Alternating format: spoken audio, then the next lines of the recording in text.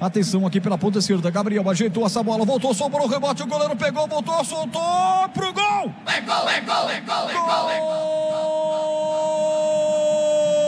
gol! Do Nova Iguaçu! Na marca de 40 do segundo tempo.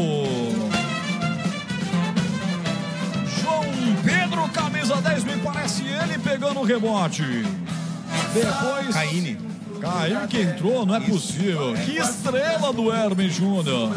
A bola é levantada pela ponta esquerda. O goleiro não pega o primeiro arremate. Na sobra, Caíne cabeceia.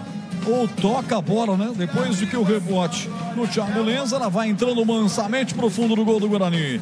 Caíne, camisa número 19. Aos 40 minutos faz Nova Iguaçu 1. Guarani preguiçoso 0, Vladimir. Aquilo que vínhamos falando ao longo de toda a partida, né, Roger? O Guarani não matou o jogo, nas poucas estocadas que deu, levou perigo Nova Iguaçu.